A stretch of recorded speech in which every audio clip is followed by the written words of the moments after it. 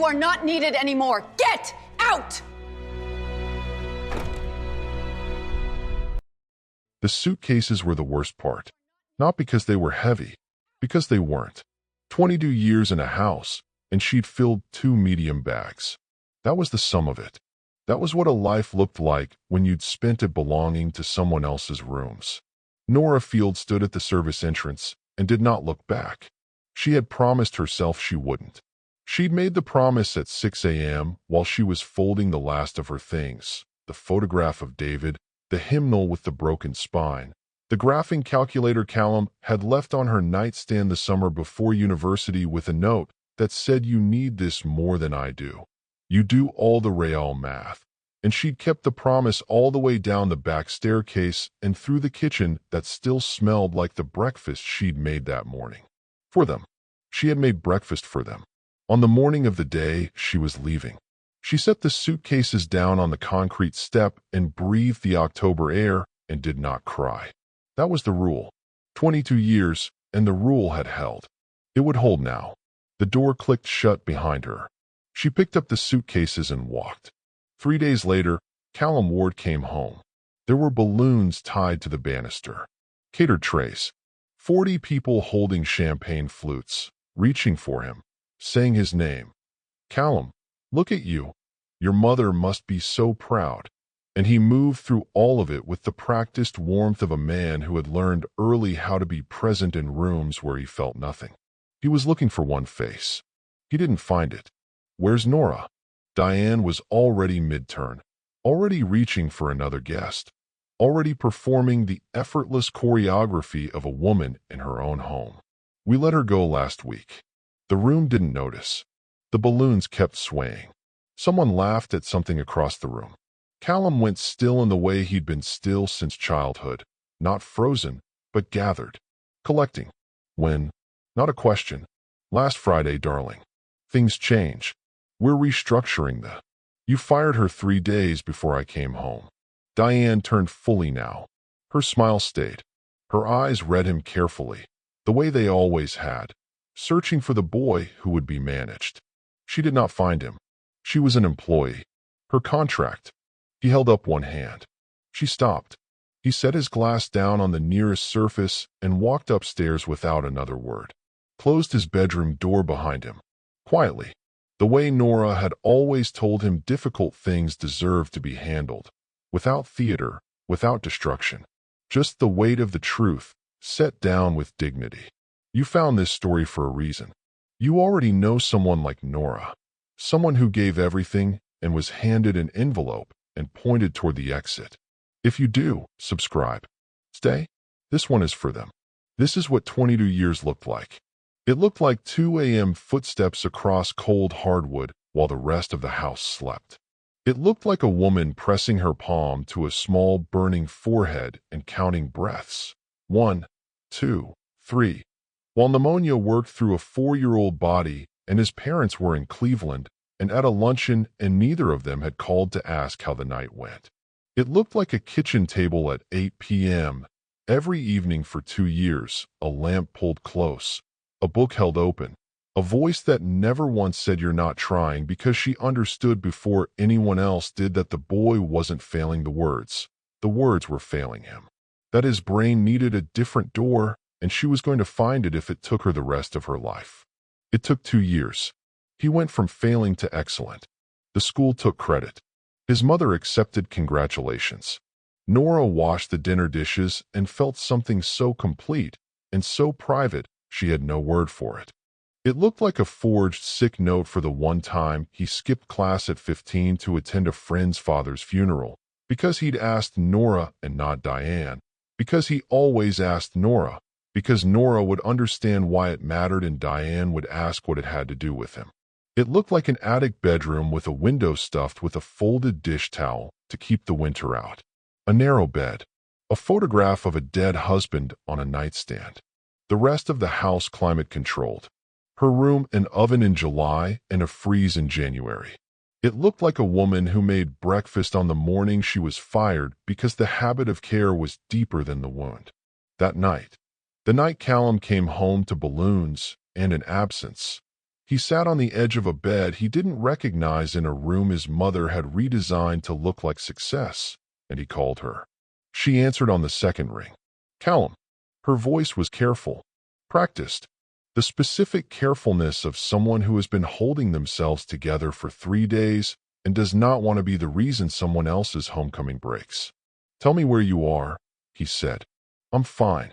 I'm at my sister's. Don't. Nora. Her name, in his mouth, like a door opening.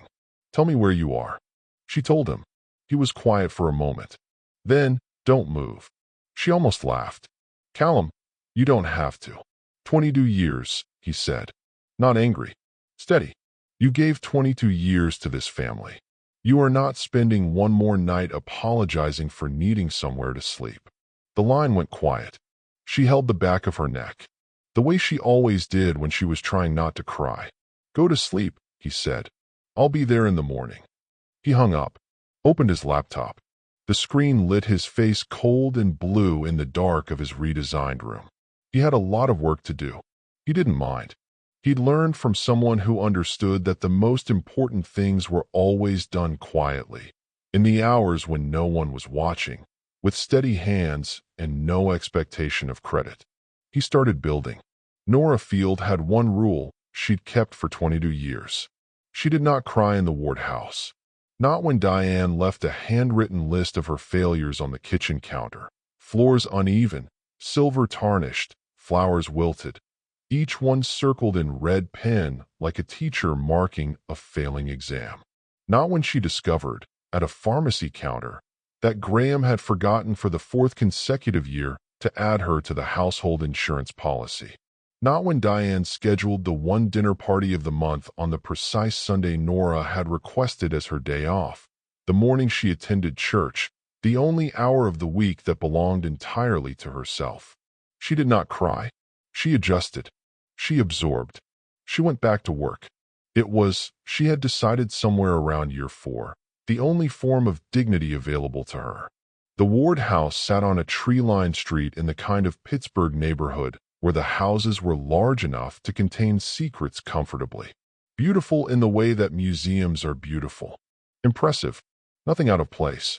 Fresh flowers replaced on schedule, Tuesdays and Fridays, cream and white only. Nothing that smelled too strongly, and surfaces so clean they reflected light back at you like a quiet judgment. Nora's room was in the attic. It had never been discussed. That was the thing. It had simply been where the previous housekeeper slept, and so it was where Nora slept, in a narrow bed under a slanted ceiling, with a window that let Pittsburgh winters in through a gap in the frame sheet stuffed with a folded dish towel. In July, the room was an oven. In January, she wore 2 pairs of socks to bed and kept David's photograph turned slightly toward the wall so she wouldn't have to see his face in the cold dark and think about the life they'd planned that had required a different kind of room entirely. She had one personal item on that nightstand. The photograph. David squinting into summer sun, laughing at something she'd said. Taken the year before his diagnosis. She looked at it on the nights when the house felt largest, when the silence pressed in and the distance from everything she'd once imagined became impossible to ignore. One day, she didn't know yet, that photograph would not be alone. One day, it would sit on a proper mantel beside a photo of Callum at graduation, and beside that a photo of the two of them together at an event she couldn't yet imagine being invited to attend. One day her husband would not be the only face watching over her in the dark. But that was later. That was still being built, quietly, in a laptop's cold glow across town. Callum Ward had been a serious child. Not unhappy. Serious. He watched things carefully before engaging with them.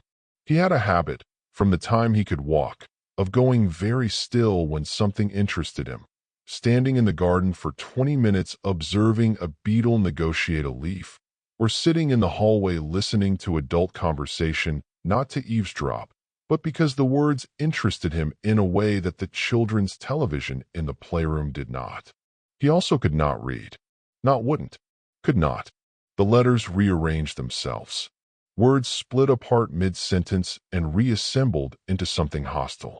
His private school sent home reports that used words like inconsistent and unmotivated and once, devastatingly, underperforming given evident intelligence.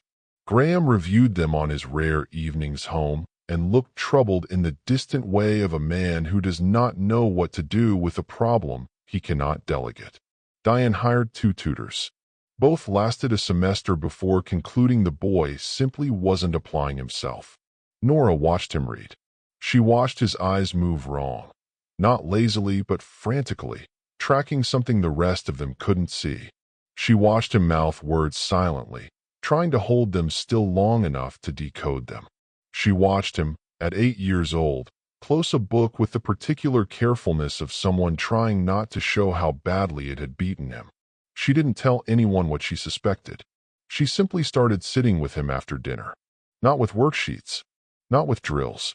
She read aloud first, her voice low and unhurried, her finger moving under each line, and let him follow without pressure.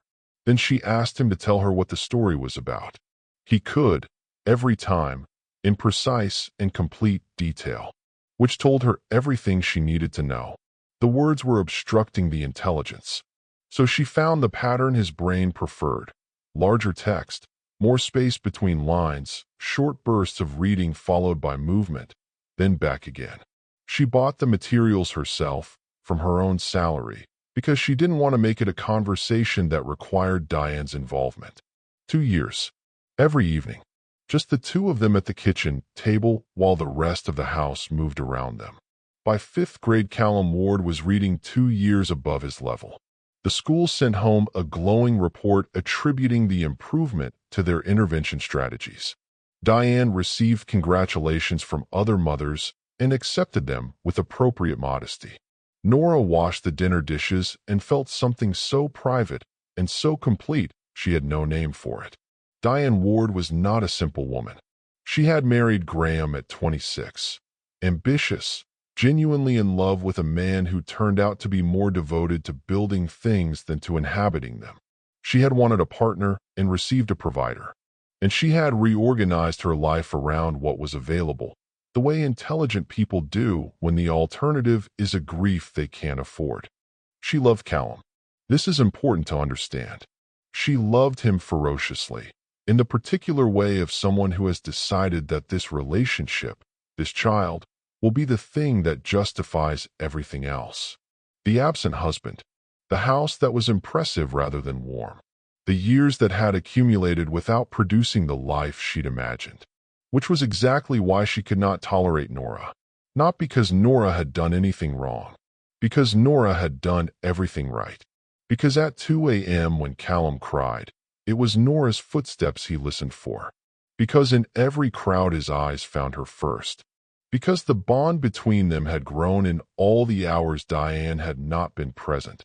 In the dark, in the ordinary, in the moments she had been too busy or too tired or simply too elsewhere to fill, and it was not something she could undo by trying harder.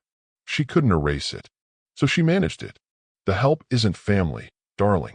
She works for us. You don't need to tell her everything.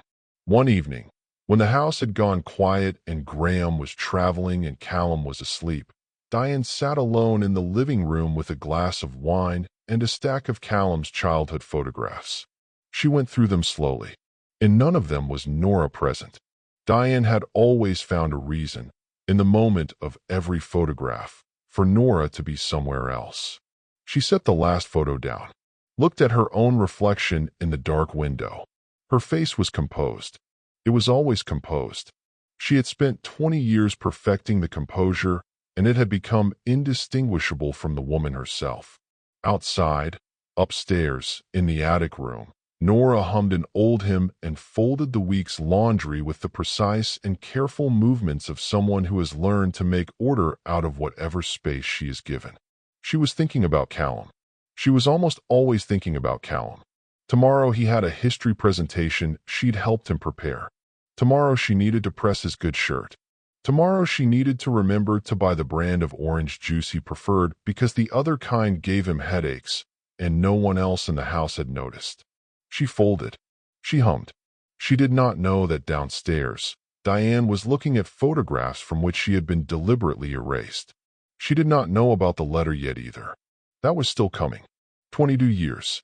No photograph. No credit. No chair at the table. Just the folding and the humming and the love she gave without a name for it. If you know someone like Nora, if you've ever been that person, invisible and essential and quietly holding everything together, this story sees you. Subscribe.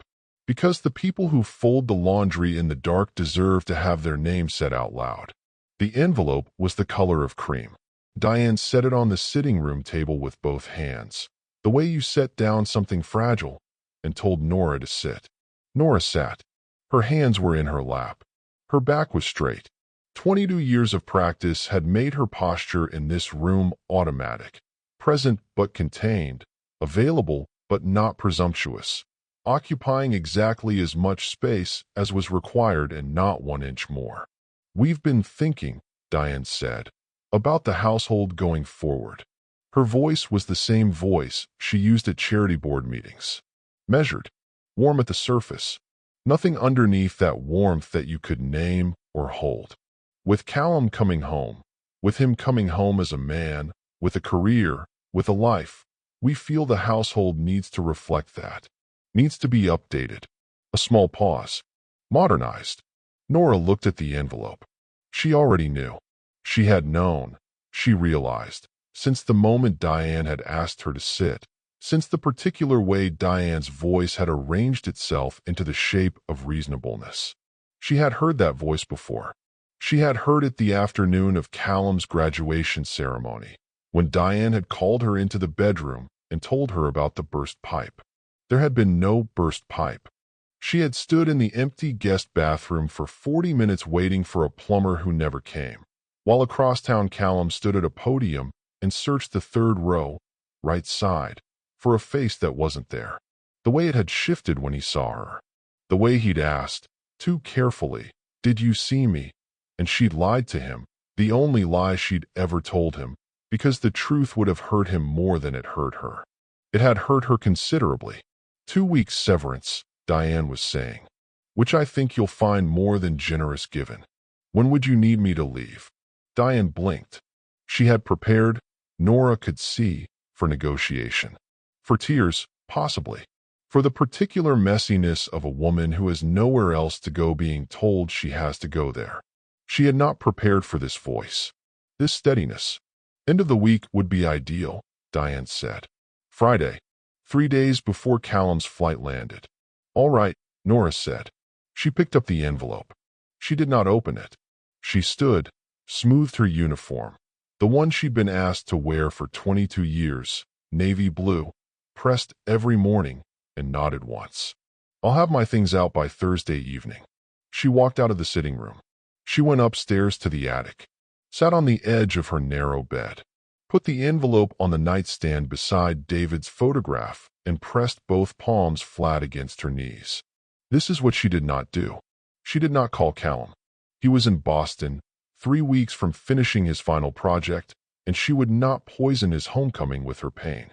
She did not go back downstairs and say any of the things that were true, that she had walked this house's floors at 2 a.m. for 22 years, that she had sat with a small burning boy through 3 days of pneumonia while his mother attended a luncheon and his father answered emails on a plane, that she had found the pattern in his broken reading and rebuilt him, word by word, at a kitchen table, on her own time, with her own money, because she loved him and it needed to be done and she was the one who was there. She did not say any of it. She sat. She breathed.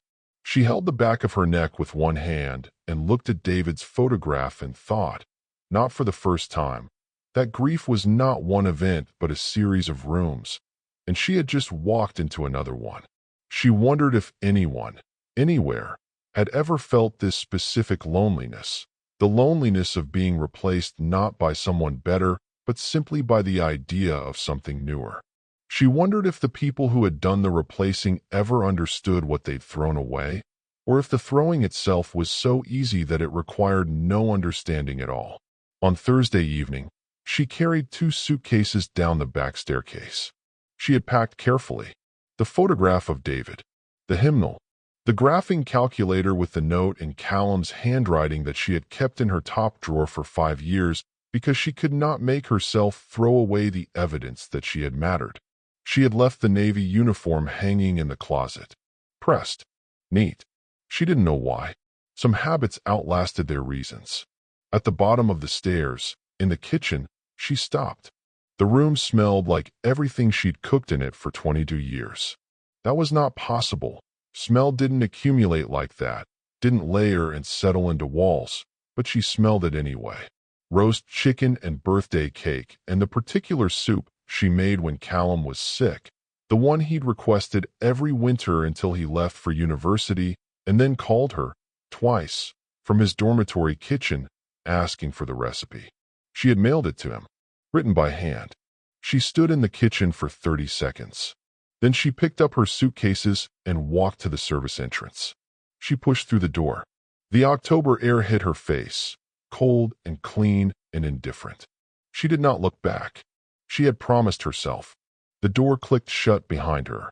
Across town, in a dormitory in Boston, Callum Ward was finishing his final project. He did not know yet. He would come home on Sunday to balloons and catered food and 40 people saying his name. And he would look around the gleaming house for one face, and it would not be there. He would ask where she was, and everything would begin. He was at her sister's door before 9 the next morning. Nora heard the knock and thought it was the upstairs neighbor, the woman who sometimes came down for sugar, for company, for the small transactions that fill the hours when you live alone. She was still in her coat. She hadn't taken it off since Thursday evening. She'd sat in the spare room's single chair and looked at David's photograph on the floor beside her suitcase and moved through the night in that gray space where the mind won't rest but the body won't function. She opened the door. Callum stood in the hallway with his hands in his coat pockets and the particular stillness she had known since he was 8 years old. Storing everything, missing nothing. She opened her mouth. He stepped forward and pulled her into a hug before she could speak. She went rigid, the reflex of 22 years, of a woman who had learned to occupy exactly as much space as was required and not 1 inch more. And then something in her chest gave way. She softened. He held on. Neither of them said anything for a long time. His coat smelled like cedar soap. She had bought him that soap when he was 12. He had never switched. They sat in a diner 2 blocks away. Vinyl booths, coffee that arrived without asking, the sound of other people's ordinary mornings moving around them like water around stone. Nora wrapped both hands around her mug. Her hands were always warm. Even now, even after a night in a chair in a coat in a room that smelled like someone else's life, she told him what she could. The sitting room. The cream envelope. Diane's controlled voice arranging itself into the shape of reasonableness. 2 weeks severance. Friday deadline. She told him about packing the photograph and the hymnal and the calculator he'd left in the drawer of her nightstand. She told him about making breakfast on the morning she left because the habit of care ran deeper than the wound. Callum listened without moving. Without the reflexive reassurances that fill silence when silence is too uncomfortable. He just listened, his coffee untouched, his eyes steady on her face. When she finished, the diner moved around them. Someone's child laughed 3 booths back. "Tell me the rest," he said. "That is the rest." Nora. Her name, in his mouth, like a door opening. "I know my mother. That's not the rest." She looked at her coffee. She told him about the Sundays. The dinner party scheduled with surgical precision to fall on the one morning a month she'd requested as her own. She told him about the insurance, for consecutive years of promises, discovered missing at a pharmacy counter with a line of people behind her. She told him about the lists left on the kitchen counter, each item circled in red pen. She did not tell him about the graduation. That one sat in her chest like something with weight, and she pressed it down. She did not tell him about the hospital. That one she had never told anyone. Callum was quiet for a long moment. Then he put his hand over hers on the table. "I need you to trust me," he said. "I've always trusted you. Then I need you to pack your things one more time." The apartment was on the 4th floor of a building 10 minutes from the Ward house. 2 bedrooms. Real furniture. A kitchen with a window that looked out over oak trees going amber in the October cold. Nora stood in the doorway and could not speak. "First year is paid," Callum said. "Don't argue with me. Callum, don't argue with me." She stepped inside. The floors were wood, worn smooth. The couch was deep. The bedroom had 4 pillows and a blanket so thick she could feel its warmth from the doorway. That on the kitchen counter sat a brown paper bag. She opened it. Coffee beans, the exact brand she'd been buying for the Ward house for 15 years, always a different, cheaper bag for herself because the good coffee was for the family. A loaf of bread. A jar of honey. She looked at him. He shrugged. One shoulder. The same shrug he'd given her at 7 years old when she'd found him washing his own cereal bowl because he'd noticed she had too many to do. She put the coffee down and held the back of her neck. "I can't. You spent 2 years teaching me to read," he said. "Every night at that kitchen table. You never told anyone it was you. You let the school take credit. You let my mother accept congratulations from other mothers for a child she wasn't raising." A pause. "One apartment, Nora. That's what I'm asking." The room went quiet. Outside, the oak trees moved.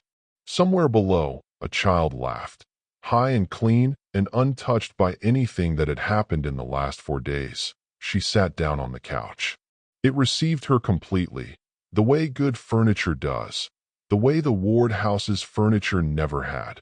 Every chair there designed to impress rather than hold.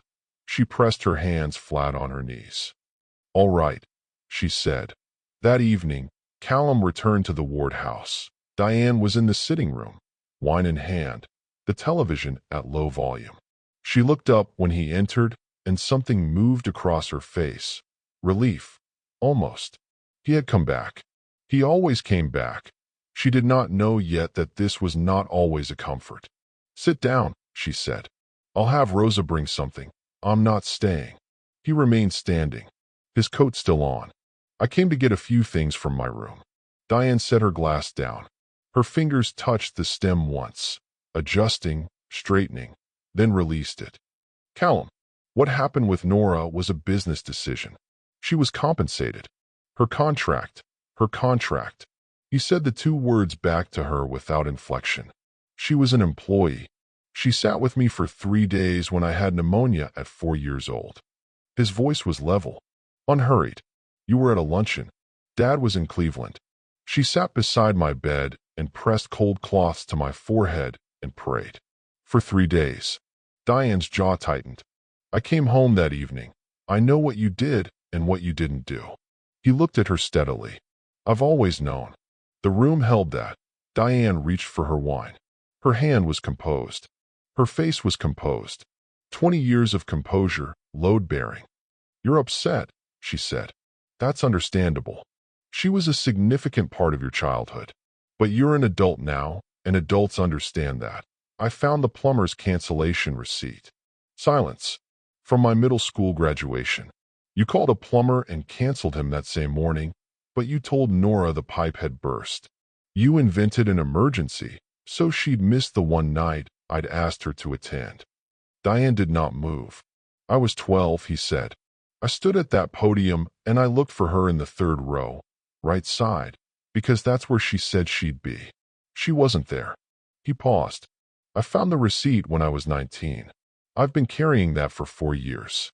The television murmured behind her. Something bright and inconsequential. "That was," Diane started. "I'm not here to fight," he said. "I want you to understand something clearly. What I do for Nora, I will continue to do. That is not open for discussion. And I will be moving out within the next 2 weeks." Diane stood. "Marcus," she stopped. Swallowed. "Callum, you cannot. I found the receipt, Mother." His voice did not rise, did not harden.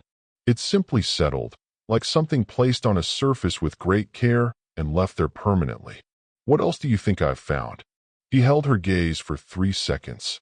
Then he walked upstairs. She sat alone for a long time after she heard his bedroom door close, quietly. He always closed doors quietly. She had taught him that. or thought she had. Now she understood he'd learned it from someone else entirely. In a kitchen, at a table, in the hours she hadn't been present to fill. Her wine sat untouched on the mantel. Callum's childhood photographs stood in their frames. Every one of them carefully composed. Every one of them missing the same face. Diane looked at them for a long time.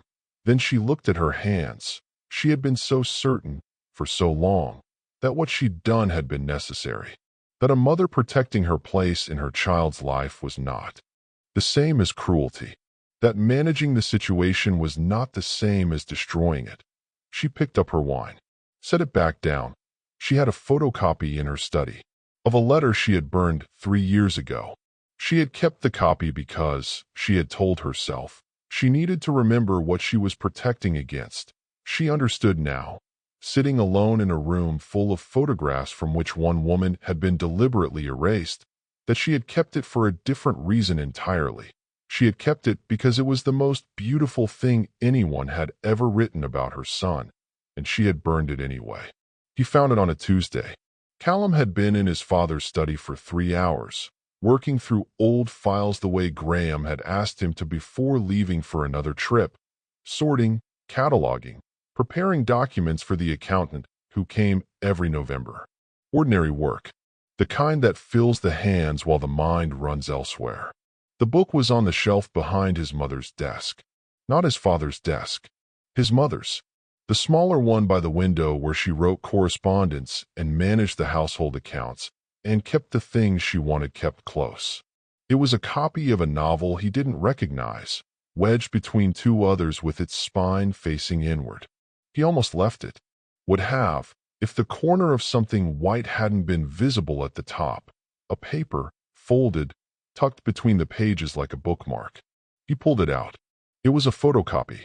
He unfolded it slowly. The handwriting was Nora's, careful, deliberate, the penmanship of a woman who had taught herself to write properly because no one had taught her as a child. He recognized it immediately. He had seen it on grocery lists, on birthday cards left outside his bedroom door, on a recipe for chicken soup mailed to a dormitory in Boston. He read the first line. I have known Callum Ward since he was 6 months old, and I will tell you what kind of man he is by telling you what kind of boy he was. He kept reading. She had written about the beetle in the garden, the way he went still when something interested him, storing it, turning it over, understanding it from every angle before he engaged. She had written about the kitchen table, the 2 years, the lamp pulled close, the way he never once gave up even when the words defeated him every single evening. She had written that she had never met a child so quietly determined, so genuinely kind, so incapable of cruelty even when cruelty would have been easy. She had written, the measure of a person is what they do in the moments no one is watching. Callum Ward has always behaved, in every unobserved moment, as though someone was. Not out of fear, out of character. She had written, I am not his mother. I have no formal claim to him, and I make none. But I have had the privilege of watching him become himself, and I can tell you without hesitation that whoever receives him, as a student, as a colleague, as a member of their community, is receiving something rare. A person who will make the world more careful and more kind simply by being in it. Callum set the paper down on the desk. He picked it up again. Read the last paragraph again. Set it down again. In the margin, in his mother's handwriting, the controlled, elegant script she used for correspondence, were 7 words. She will never be his mother. I will make sure of that. He sat very still. The study was quiet. Outside the window, the oak tree in the yard had lost most of its leaves. They were on the ground now, brown and flat, pressed down by the October rain. He thought about Stanford. He hadn't thought about Stanford in years.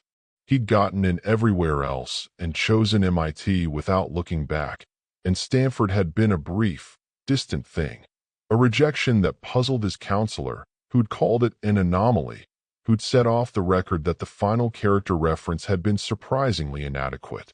He pulled out his phone, called his college counselor's office, left a message. Then he sat in his mother's study with the photocopy in his hands and understood. with the particular cold clarity of something finally arriving after a long journey, that this was not the worst thing his mother had ever done. The worst thing was that she had kept it. She had burned Nora's letter and written a forgery in its place and watched him choose MIT and never said a word. And then she had made a photocopy of the original and tucked it in a book on her shelf and kept it there for 5 years like a trophy, like proof of something won. He thought about Nora at the kitchen table for 2 years. He thought about Nora making breakfast on the morning she was fired. He thought about Nora telling him the rest at the diner, the Sundays, the insurance, the lists in red pen, and the things she hadn't told him, the things she was still pressing down. He called his attorney. Someone told me once that stories about housekeepers don't hit. That nobody wants to spend 2 hours with a woman who folds laundry and hums hymns and loves without a title. I've been thinking about that ever since. Because I think what they meant was, she doesn't matter enough. That the quiet ones, the ones who give everything in the hours no one sees, don't deserve 2 hours of your time. If they're wrong, and I believe they are, subscribe. Prove it.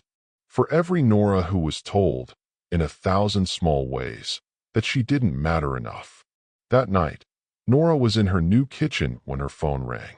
She almost didn't answer. She was learning the particular quiet of a space that belonged entirely to her. The way the refrigerator hummed, the way the radiator knocked twice before settling, the way the street sounds came up through the window softer than she expected. She was still adjusting to the fact that when she sat down, no one needed anything. That the chair was hers. That the coffee in the pot was the good kind because there was only one kind now. She answered. "I need to tell you something," Callum said. "And I need you to hear it without telling me it doesn't matter." She sat down. "All right. Your letter to Stanford." The character reference. The air in the room changed. She had thought about that letter more times than she could count.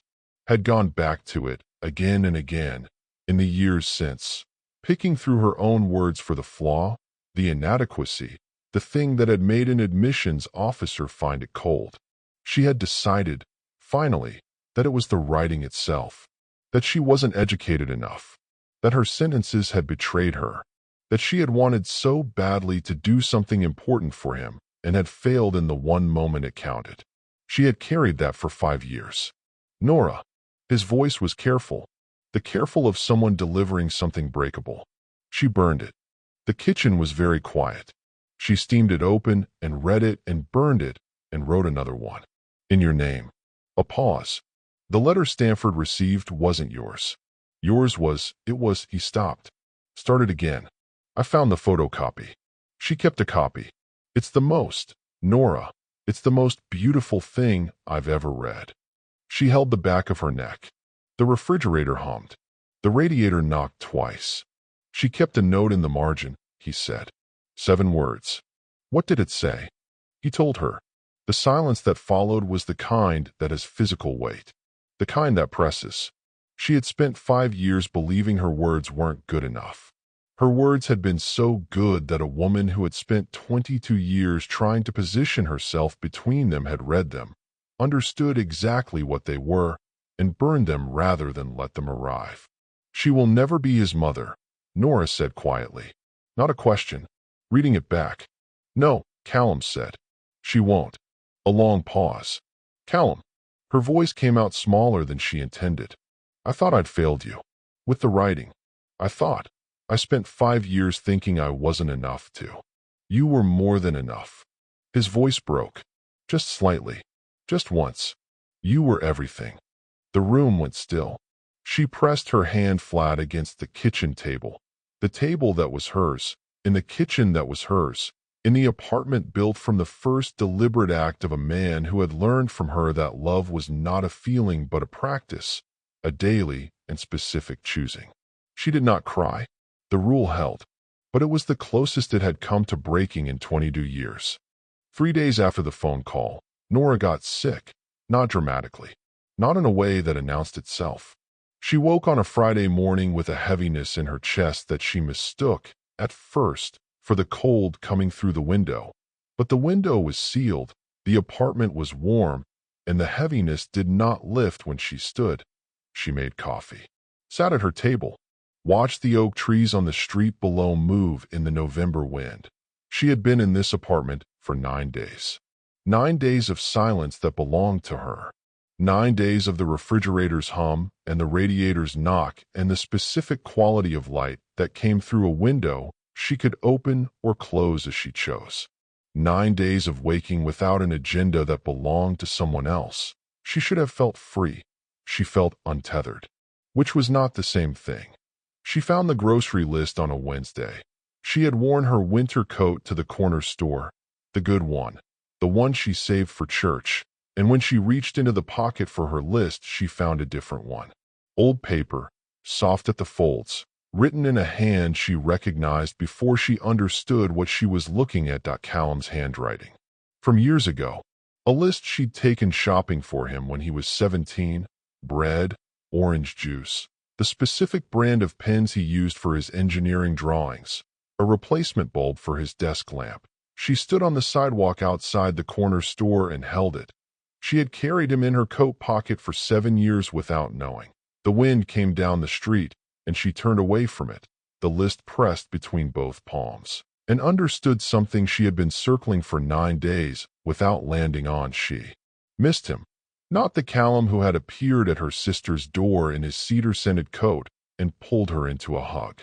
Not the Callum who was currently doing something, several things, from what she could tell, though he was careful about what he shared, that involved attorneys and phone calls and a laptop open at all hours. She missed the boy.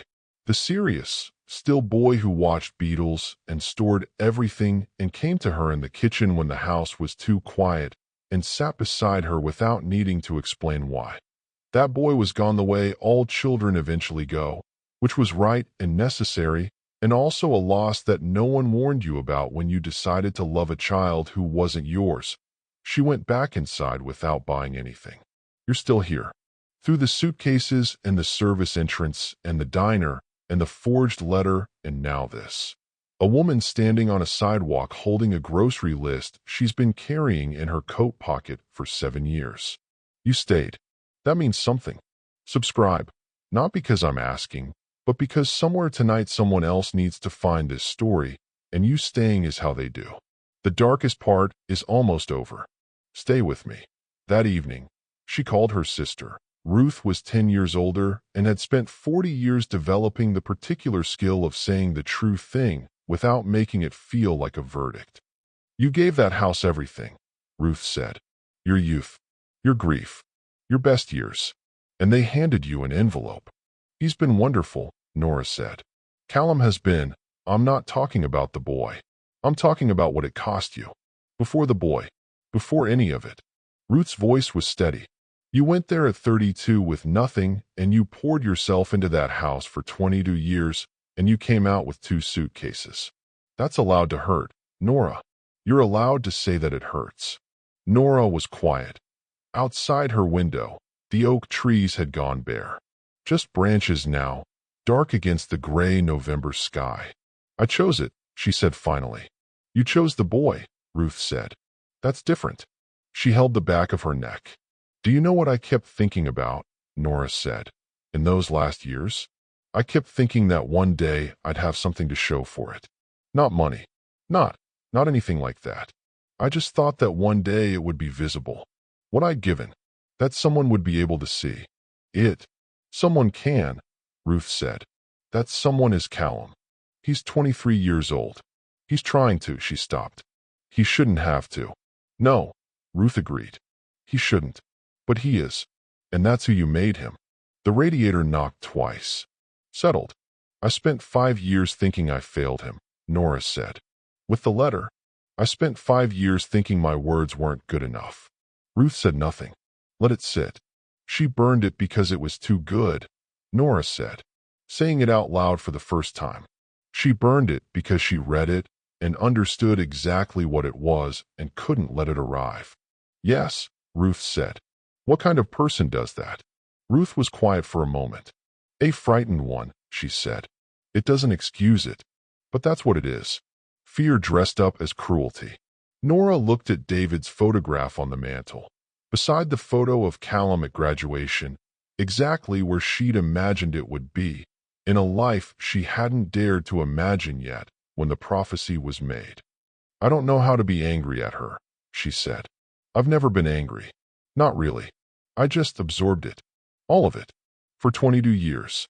I absorbed it and went back to work." "Maybe," Ruth said gently, "it's time to put it down." She didn't sleep that night.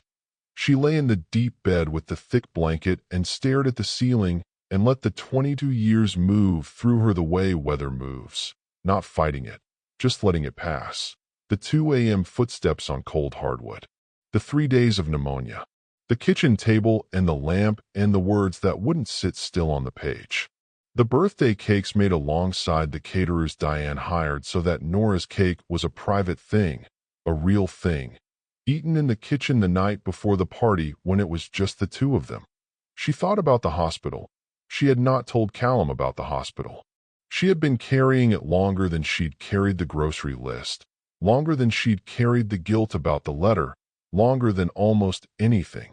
She had been on a gurney in a hallway, and 4 in her arm, frightened in the particular way that comes when the body betrays you and there is no one who is required to stay.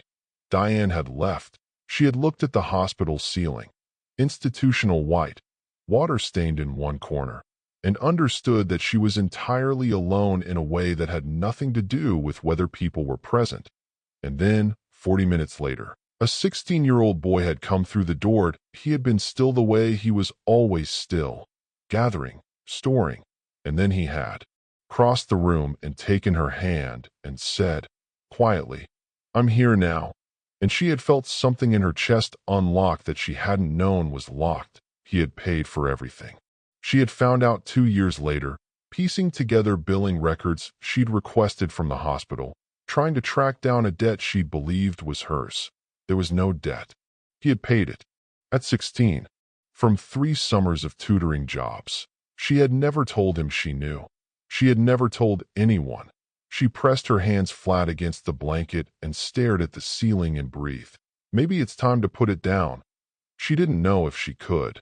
But for the first time in 22 years, lying in a bed that was entirely hers, in a room no one had assigned her, she thought that maybe, fragile and terrifying as the thought was, she might be allowed to try. The next morning, she called Callum. "There's something I haven't told you," she said. "I know," he said. "Tell me when you're ready." "I'm ready." She told him about the hospital. The line went very quiet. When he spoke again, his voice was different. Not broken, not angry, but settled into something deeper than both. The voice of a man who has just washed a piece of a puzzle lock into place and understood, finally, the full shape of what he's been looking at. "How long have you known," he asked, "that I paid?" 2 years, she said. "After I found the billing records. Why didn't you say anything?" She thought about it. The real answer, not the easy one. "Because you were 18, she said. "Because you had your whole life ahead of you, and I didn't want you to spend it feeling responsible for me. I didn't want to be a debt you carried." The silence stretched between them, for beats, 5, 6, until it became its own answer. "Nora," he said finally, "you were never a debt." She held the back of her neck. Outside, for the first time in 2 weeks, the sun was out. Thin and pale and cold, but present. Falling through her window onto the floor of her kitchen, onto the table that was hers, lighting up the scratch in the wood that no one had repaired because it didn't need repairing. It was just part of the table, part of the life, part of the particular beauty of a thing that has been used and kept and loved rather than replaced. She looked at it for a long time. Something in her chest, the thing that had been locked for 22 years, that had almost unlocked in a hospital hallway when a 16-year-old boy took her hand, shifted, not open, not yet, but moving. The night after the phone call, Nora could not sleep. She lay in the bed with 4 pillows and the thick blanket and stared at the ceiling of a room that was hers, entirely, legally, undeniably hers, and felt the particular hollowness of a woman who has spent 22 years being necessary and is now, for the first time, not needed by anyone for anything. The refrigerator hummed. The radiator knocked twice and settled. She had made herself tea at midnight, left it on the counter untouched, made it again at 2, left that one too. At 3 in the morning, she got up and sat at the kitchen table, her kitchen table, in her kitchen, in her apartment, and spread her hands flat on the surface and looked at them. 54 years old. These hands had pressed cold cloths to a small burning forehead, had turned pages at a kitchen table for 2 years, lamp pulled close, voice low and unhurried, finding the pattern a child's brain needed to make the words stop fighting him. Had folded 22 years of laundry with the precise and careful movements of someone who had learned to make order out of whatever space she was given. Had written a letter so true and so full that the woman who read it understood immediately it had to be destroyed. She pressed her palms flat and breathed. She found the grocery list in her coat pocket the next morning. She'd worn the coat to the diner with Callum, had forgotten it on the chair when he took her to the apartment, had retrieved it the following day from her sister's place. She hadn't gone through the pockets. She put her hand in for her keys and felt paper. She pulled it out. It was a grocery list in Callum's handwriting. She knew immediately the particular architecture of his letters, the way he printed rather than cursed, because she'd taught him printing first and he'd never fully switched. It was old. The paper had gone soft at the folds. She smoothed it on her knee. Milk, bread, the soup ingredients, the specific ones, listed in order, the way she'd shown him. Orange juice, the brand she always bought him. Paracetamol, throat lozenges. She remembered. He'd been 17. A winter cold, not serious, but the kind that made him miserable. She'd been off to the shops and he'd asked her to wait, had written the list himself because he wanted to be specific, had pressed it into her hand at the door with a seriousness that made her want to smile. She had taken it shopping and come home and made the soup and brought it to his room on a tray and sat on the edge of his bed while he ate, and they'd talked about nothing. A film he'd been watching, a book she'd been reading. And it had been, she thought now, one of the happiest afternoons of her life. She had kept the list without knowing why. The way you keep certain things. The way the body understands the value of a moment before the mind catches up. She sat at her kitchen table and held a grocery list from 7 years ago and understood that this was what she had. Not a title, not a legal claim, not a photograph on a mantel in the ward house. Just this, a piece of paper with soup ingredients in a boy's careful handwriting, kept in a coat pocket for 7 years because she couldn't make herself throw away the evidence that she had mattered. She wondered if anyone anywhere had ever loved someone this completely and this invisibly. If there was a name for what she was, not a mother, not an employee, not a family member by any document or ceremony. Just a woman who had given everything she had to a child who wasn't hers and would do it again without question, without revision, without wanting anything different. She wondered if that made her foolish. She decided it didn't. It made her the thing she had always been, the one who was there. She called her sister at 7 in the morning. "I don't know what I'm doing," she said, not crying. Her voice was steady. It was always steady. Her sister, who had watched Nora absorb 22 years of small cruelties without comment, who had bitten her tongue at every Christmas when Nora came home diminished and would not say why, said nothing for a moment. Then, "You're doing the same thing you've always done. You're getting through the night. I got through the night. Then you're doing it right." Nora looked at the grocery list on the table. "He kept the soap," she said. "The cedar soap I bought him when he was 12. He's 23 years old, and he never switched." Her sister was quiet. "He came to the door before 9, Nora said. "He didn't call first. He just came." "I know. I don't know how to," she stopped. Started again. "I spent 22 years making myself small enough to fit in that house without disturbing anything. And now I'm in a room that's entirely mine, and I don't know how to be the right size for it." Her sister said, "Maybe that's what this year is for."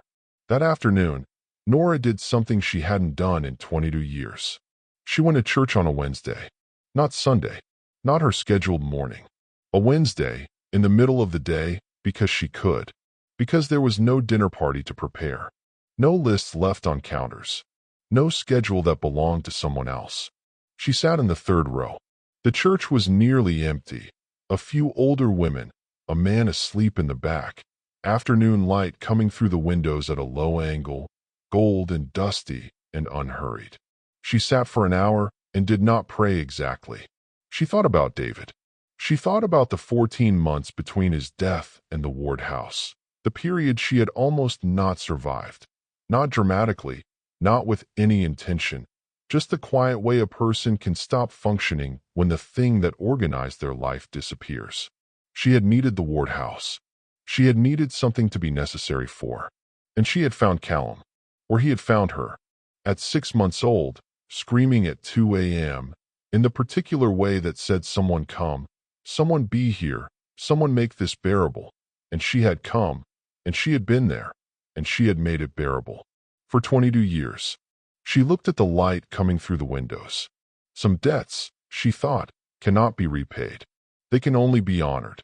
She didn't know yet that someone was honoring one right now.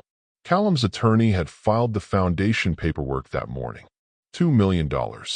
His signing bonus and first-year salary. All of it, committed before he'd spent a single dollar of it on himself. The attorney had raised an eyebrow.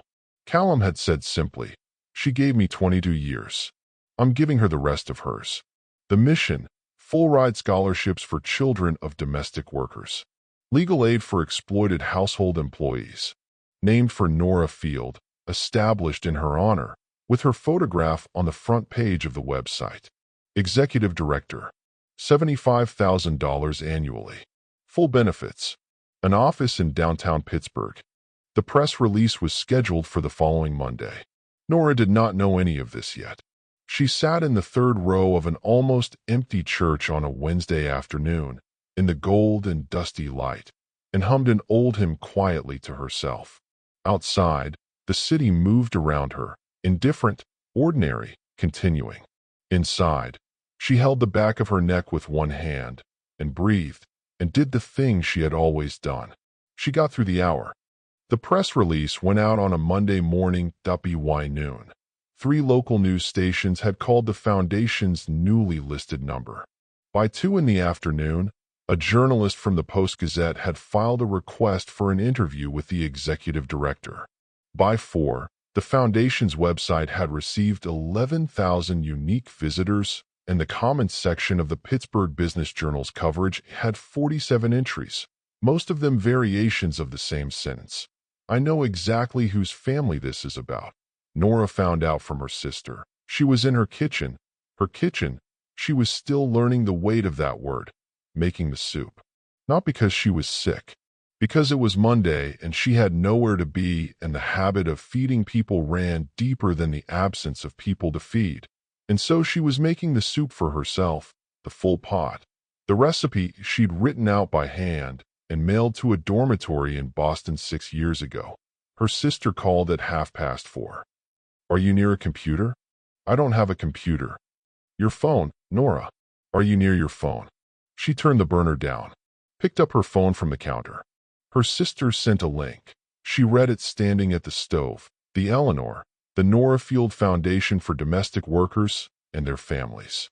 Executive Director, Nora Field. Initial endowment, $2 million. Mission statement, Board of Directors. And at the top of the page, her photograph, one she hadn't known was being taken, from a Sunday dinner 3 weeks before she was fired. Callum's phone angled across the table while she laughed at something his friend had said. She hadn't known he'd kept it. She looked like herself in it. That was the thing that stopped her. She looked like a woman who was entirely, unreservedly herself. She set the phone down on the counter, picked it up again. Read it again. The soup bubbled behind her. The radiator knocked twice. She sat down on the kitchen floor, not because her legs gave out. Not dramatically. She simply needed to be closer to the ground, the way you do when something is too large to process standing up. She sat with her back against the cabinet and her knees drawn up and the phone in both hands, and read it a third time. Executive Director, $75,000 annually. Named for Nora Field, established in her honor. She held the back of her neck. Outside, The oak trees were bare now. November had come in overnight, stripping the last of the amber. The street below was gray and ordinary and completely indifferent to the fact that a woman was sitting on her kitchen floor reading her own name on a page that described her as someone who mattered. Her phone rang. She answered without looking at the screen. "You knew about this," she said. "I did," Callum said. "For how long?" "Since the day after I found the photocopy." She absorbed that. The timeline of it. He had sat across from her in that diner and listened to her tell him the small things, the Sundays, the insurance, the red pen lists, and he had already been building this. He had been building it while she was still finding her footing in an apartment she didn't know how to be the right size for. "Callum." Her voice came out unsteady. "This was new. You can't just. You spent 2 years finding the pattern my brain needed to read. You spent 3 days beside my bed when I was 4 years old with pneumonia and no one else came. You wrote me a letter so true that my mother burned it rather than let it arrive." A pause. The particular pause she had known since he was a boy. The one that meant he was choosing his words with full attention. "I'm not doing you a favor, Nora. I'm paying a debt I've owed since I was 6 months old." She pressed her free hand flat against the kitchen floor. The wood was cool and solid and real. "I don't know what to say." "You don't have to say anything.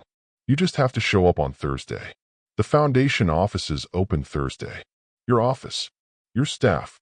Another pause. "Your name on the door." She laughed. It came out of her before she could stop it. Sudden and real and slightly broken at the edges. The laugh of a woman who has held herself together across 6 parts of a story that required all her strength and is now in a kitchen that smells like soup, sitting on a floor that belongs to her, feeling something she doesn't have an adequate word for. "My name on the door," she said. "Your name on the door." She looked at David's photograph on the shelf above the counter, no longer on a nightstand, no longer facing the wall. She had put it at eye level the first morning, where the light hit it properly, where she could see him squinting into summer sun from anywhere in the room. "Go make us proud," she had told Callum. She had said us. She had always said us. Even then, even in that laundry room, she had included David in the going forward, had included the future tense, had believed, without quite knowing she believed it, that there was something worth being proud of still ahead. She understood now that she had been right. "Some people," Callum said quietly, "love you for 22 years and never ask for anything back. The least you can do is make sure the whole world knows their name." She covered her mouth with her hand. The rule held. It always held, but she stayed on the kitchen floor for a long time after the call ended, back against the cabinet, soup bubbling on the stove. Her name on a web page 11,000 people had already read, and she let herself feel, fully, without compression, without the reflex of adjustment and absorption, what it meant to be seen. That you've watched her lose everything. You've watched him choose, quietly and permanently, who his real family is. If this story is reaching something in you that needed reaching, subscribe. There's someone out there at 2 a.m. who needs to find this. You could be the reason they do. The climax is coming. Don't leave now. The Omni William Penn Hotel had been standing in Pittsburgh for 100 years. It had hosted presidents and diplomats and the particular Pittsburgh aristocracy that built its identity on steel and survival and the stubborn insistence that this city, this gray and beautiful city, produced people of consequence. Tonight it was hosting 200 guests for the first annual Nora Field Foundation Gala. Nora stood in the lobby bathroom and looked at her reflection. The dress was deep green. Callum had insisted, had taken her to a shop on a Tuesday afternoon 3 weeks ago and stood outside the fitting room with his arms crossed and said that one with the certainty of a man who has made larger decisions with less deliberation. She had protested. He had not moved. She looked like someone who was supposed to be here. She was still adjusting to that. The room was full when she entered on Callum's arm. Board members, donors, scholarship recipients, young people, children of housekeepers and caregivers, and the invisible workforce that kept other people's lives functioning. sitting at tables with the particular careful posture of people who are not yet sure they are allowed to be comfortable in rooms like this. She understood that posture. She had worn it for 22 years. In the back, at a table she had not chosen and could not have prevented, Diane and Graham Ward sat side by side. Diane in black, her face composed, her fingers resting on the stem of her wine glass without touching it. Nora saw her, did not look away, did not look toward her either. She found her seat at the head table and sat down and put her warm hands flat on the white tablecloth and breathed. Before the speeches, Callum found her by the window. The city spread below them, gray and lit and ongoing. She had lived in Pittsburgh for 22 years and had never seen it from this height. Had never been in a room that presumed she belonged at the window looking out rather than in the kitchen looking at nothing. He stood beside her, said nothing, took her hand. She squeezed back. 30 seconds. Just the two of them. The room humming behind them. 200 people moving and laughing and becoming the thing he had built. And for 30 seconds it was simply Callum and Nora, as it had always been. The boy and the woman. The kitchen table and the lamp pulled close. The 2 a.m. footsteps across cold hardwood. Then he straightened, squeezed her hand once more. "Ready?" he said. She looked at him. This tall, careful, quietly devastating man who smelled like cedar soap and had never once, in 23 years, failed to show up. "Go make us proud," she said. His jaw tightened. Just slightly. Just once. He walked to the microphone. Everything she gave him is about to come back to her in front of 200 people. If you've stayed this long, through the suitcases and the service entrance and the kitchen floor and the grocery list, you already know what kind of person you are. Subscribe. The person scrolling tonight who needs this story most hasn't found it yet. You could change that. The room went quiet when he began. Most of you know Nora Field as the executive director of this foundation. Some of you know her story. What you might not know is what 22 years actually looked like. His voice was level, unhurried. The voice of a man who had learned, from the woman sitting at the head table, that the most important things did not require performance. It looked like 2 a.m. footsteps across cold hardwood when I was an infant and the rest of the house was asleep. It looked like 3 days beside a sick child's bed with a fever that wouldn't break, pressing cold cloths to his forehead, while his parents were at a luncheon and on a plane. A pause. That child was me. The room held itself still. It looked like a kitchen table. Every evening for 2 years. A lamp pulled close. A voice that never once said you're not trying, because she understood before anyone else did that I wasn't failing the words. The words were failing me. She found the pattern my brain needed and she rebuilt me, quietly, without telling anyone, without taking credit. She let my school take credit. She let my mother accept congratulations. In the back of the room, Diane's hand moved to her wine glass. Gripped it. Released it. When I was accepted to MIT, she stood in the kitchen washing crystal glasses while my mother received congratulations from 200 guests. She was smiling. He stopped. She was genuinely smiling. That's who she is. He looked at Nora directly. The night before I left for university, she told me to go make us proud. She said us. His voice shifted, not breaking, but moving towards something. She always said us. Even then, even in that laundry room, she included herself in my future. She believed in it before I had the language to believe in it myself. The room was completely silent. She asked for nothing in return. No recognition. No place at the table. No credit for the man she built. A pause. And when she was fired, 3 days before I came home, after 22 years, she didn't call to tell me. Because she didn't want to ruin my homecoming. Someone in the third row made a sound. Small and involuntary. I need to tell you something that Nora doesn't know yet. He reached into his jacket pocket, withdrew a folded piece of paper. When she was 16 years into her time with my family, she collapsed in our kitchen. A stroke. She was taken to the hospital. Nora's hands went still on the tablecloth. My mother told the hospital she was just their housekeeper and left without authorizing payment. Nora was moved to a public ward, untreated, while a deposit was arranged. His voice remained level. I was 16 years old. I emptied my savings account, $4,200 from 3 summers of tutoring, and I set up a payment plan for the rest.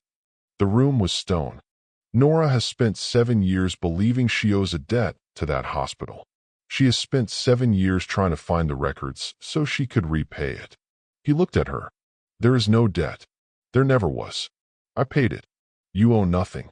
Nora pressed both hands flat against the tablecloth. The room went completely still. Not the polite still of a formal event, but the still before something breaks, the still of 200 people holding a collective breath. She held the back of her neck. The rule held. For 22 years the rule had held. But her shoulders shook, once, twice, and her eyes filled, and she pressed her lips together. And the rule held by the thinnest possible margin, the margin of a woman who has spent a lifetime deciding that dignity is the one thing that cannot be taken, only surrendered. She did not surrender it, but the room saw, and the room understood. Callum set the paper on the podium. She will never be his mother. I will make sure of that. His voice was quiet now, almost gentle. Those are 9 words my mother wrote in the margin of a letter Nora sent to Stanford. A letter she burned and replaced with a forgery, because the original was so full of love and truth that she understood immediately it had to be destroyed. In the back of the room, Diane sat absolutely still. She was wrong. Callum's voice settled. Final. Permanent. Nora Field is my mother. Not by biology. Not by law. By every morning and every midnight and every kitchen table and every cold cloth pressed to a forehead and every letter written with hands that shook because she wanted so badly to do something important for a boy who was leaving. He looked at the head table, at the woman in the deep green dress with her hands flat on the white tablecloth and her eyes full and her rule holding by a thread. I have spent my entire life watching you love without a title. Tonight, I am giving you one. He held up a hand, and somewhere in the back a staff member dimmed the lights slightly, rehearsed, deliberate, and a screen behind the podium illuminated with a single image. Nora, at the kitchen table, Callum at 7 years old beside her, both of them bent over a book, his small finger tracing a line of text while she watched with an expression that required no interpretation. The caption beneath it read, "The woman who raised me." The room stood, not in a wave, not politely. All at once, immediately, 200 people rising to their feet because the body sometimes understands before the mind catches up. Callum walked to the head table, held out his hand. She took it, let him pull her to her feet. And when he pulled her into a hug in front of 200 people and held on the way he had held on in her sister's doorway, like a man who has found the thing he was looking for and intends to hold it, she put her face against his shoulder and the rule, at last, after 22 years, after everything, broke. Not loudly, not dramatically, quietly, in the way the most important things always happened between them. Her shoulders shook. He held on. The room watched a man choose his mother in front of everyone who had ever watched her be invisible. Cameras flashed. In the back of the room, Diane Ward sat alone at a table with an untouched glass of wine and watched her son hold the woman she had spent 22 years trying to erase. She did not move. She did not leave early. She sat with it. All of it. The weight of what she had done and what it had cost, and what she was watching from the back of a room she had not been important enough to sit at the front of. For the first time in 22 years, Victoria, Diane, understood what invisible felt like. It felt exactly like this. The photograph ran on the front page of the Post-Gazette the next morning. Callum and Nora, his arms around her, her face against his shoulder. 200 people standing behind them, blurred and bright, and in the foreground just the two of them, a man and the woman who raised him, holding on in the way that people hold on when they have found the thing they were looking for and intend to keep it. The caption read, "The woman who raised me."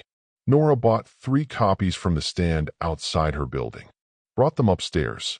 set one on the kitchen table, folded one carefully, and placed it in the drawer of her nightstand, beside the grocery list in Callum's handwriting and the graphing calculator she still could not make herself throw away. The third she mailed to her sister with no note. Her sister would understand. 6 months later, the foundation had awarded its first 11 scholarships. The legal aid clinic had taken 43 cases. Nora's office had a window that looked out over downtown Pittsburgh, and on the door, in clean gold lettering, was her name. She arrived every morning at 8.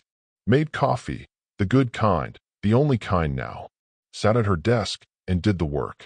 Real work, specific work, the work of making sure that the people who kept other people's lives running were not discarded when their usefulness was deemed complete. She was good at it. She had always been good at understanding what people needed before they could ask. On a Sunday in April, Callum came for dinner. He brought Graham. The two men sat at Nora's kitchen table, the table that was hers, in the kitchen that was hers, and she fed them the soup and the bread and the good coffee, and they talked for 3 hours about nothing and everything. The way people talk when the hard things have been said, and what remains is simply the texture of being alive together. Graham had aged. The gala had done something to him, not broken him, but rearranged him, the way significant events rearrange the furniture of a person's interior. He had called Nora the week after. She had answered. They had talked for 40 minutes, and what was said between them stayed between them. But when he left her building that afternoon, he had written her a letter by hand, and she had written back, and the correspondence had continued. He was not forgiven. He had not asked to be. He had simply asked to be allowed to know her, now, on honest terms, and she had decided that honesty was enough of a foundation for most things. After dinner, after Graham had gone, Callum stayed to help clean up. He washed. She dried. At some point, without discussing it, he folded the dish towel when they were done, precisely, deliberately, every edge aligned, and set it on the counter. She looked at it, looked at him. He shrugged. One shoulder. She understood. He had been watching her hands his whole life, had absorbed, without knowing he was absorbing, the particular language of her care. It lived in him now. It would live in whatever he built going forward, the foundation, the family he would one day make, the rooms he would one day fill with people who knew they were allowed to be the right size for them. She had given him that, without a title, without a document, just 22 years of showing up. On her mantel, David's photograph stood in the light. Beside it, Callum at his MIT graduation, cap slightly crooked, grinning. Beside that, the two of them at the gala, the Post-Gazette front page, framed. And at the end of the row, added just last week, a photograph she hadn't known Callum was having printed. The kitchen table, 7 years old, his small finger tracing a line of text while she watched with an expression that needed no interpretation. Her husband was not alone anymore. She was not alone anymore. Diane Ward moved to Charleston the following year. The house sold quickly. The social calendar that had organized her life for 2 decades did not follow her south. She lived quietly, beautifully, in a house that no one visited. She was given access to watch Callum's wedding on a live stream. She watched from a chair by the window, laptop open, the sound low. She watched Nora walk Callum down the aisle. Watched Graham take his seat in the front row beside her. Watched Callum and his bride stop at the head table after the ceremony to pull Nora into a hug that lasted long enough to mean something. She watched them laugh. She closed the laptop. Outside her window, Charleston was warm and bright and indifferent. The kind of beautiful that doesn't notice you. She understood now what that felt like. She had made Nora feel it for 22 years. If you're still here, if your chest is full and your eyes are wet, and you're thinking about someone who loved you quietly and faithfully, and without a title, thank you. Thank you for staying through all of it. Here is what I need to know. Have you ever been loved by someone who had no obligation to love you? Tell me in the comments. I read every single one. This story exists because I believe the quiet ones deserve to be seen. The ones who show up at 2 a.m. The ones who find the pattern. The ones who make the soup and mail the recipe and keep the grocery list for 7 years because they cannot throw away the evidence that they mattered. If this story found you at the right moment, subscribe. Not for me. For the person scrolling tonight who needs to believe that the love given without a title is the love that lasts longest. Drop your city below. I want to know how far Nora's story traveled. And go take care of the person who takes care of you. The most powerful thing Nora Field ever did was love a child who wasn't hers. The most powerful thing Callum Ward ever did was make sure the whole world knew it. Some debts cannot be repaid. They can only be honored.